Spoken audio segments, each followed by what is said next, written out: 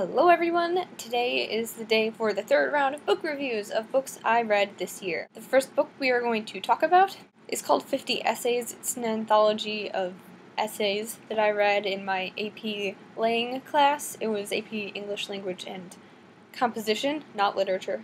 We probably read about half the essays in this book. AP Lang was actually one of my favorite classes senior year. For instance, it had stuff like Letter from a Birmingham Jail and Me Talk Pretty One Day, a part of that, by David Sedaris. Things like that. We would analyze the rhetoric and what words they chose and pathos and ethos and stuff like that.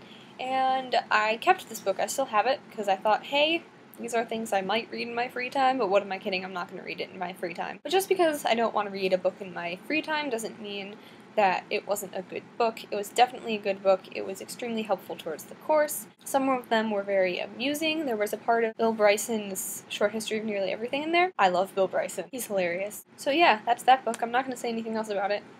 The next book I read during the Ignatian Silent Retreat in February. It's called Life of the Beloved by Henri Nouwen. This is like a spiritually book, so if you're not into that, then you're not going to be into this book. The premise of the book is really interesting. The author Nouwen is really close, lifelong friends with this guy who's an atheist, and he's kind of upset that they have this one thing that they're not really able to discuss with each other, so he's just trying to lay out his beliefs and why he believes in them to his friend, which I think is a really cool thing. It was not in any way talking about atheism. So throughout the book he just talks about what it means to be beloved by God, what the implications of that is for our life on Earth. It's a really short book, but it took me the entire retreat to read because it's something that I had to stop and think about, and then I would discuss it with my mentor, spiritual advisor, whatever, during the retreat, and it's a good book.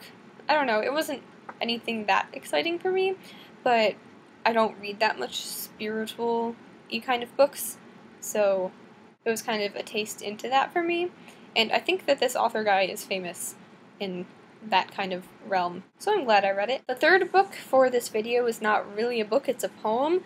It's A Song of Myself by Walt Whitman, which, you guessed it, I read because of Paper Towns by John Green. I've always wanted to read more poetry than I do, so I took the chance to read this when I wanted to, and the way I did it was I took each part of the poem, it's split up into 52 parts, and I read one each week for an entire year.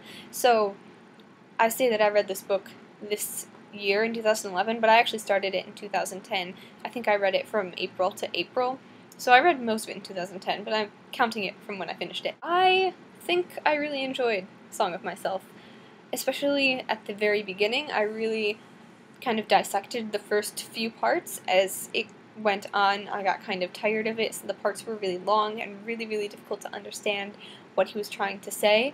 So there are definitely large chunks of it that I have no idea about.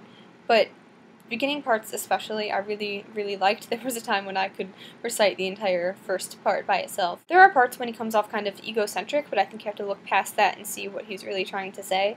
And it's definitely hard poetry. It's not like rhyming poetry or anything like that. But I think it's worth reading at least some of it. You don't have to read the whole thing. I really don't think you do because, there's a lot. You probably don't realize this, but my screen name down there, All Shall Delight, is from Song of Myself. You can find the quote in my, info box on my channel or something. As well as the working title for my NaNoWriMo novel this year, which is Never Encompass Me.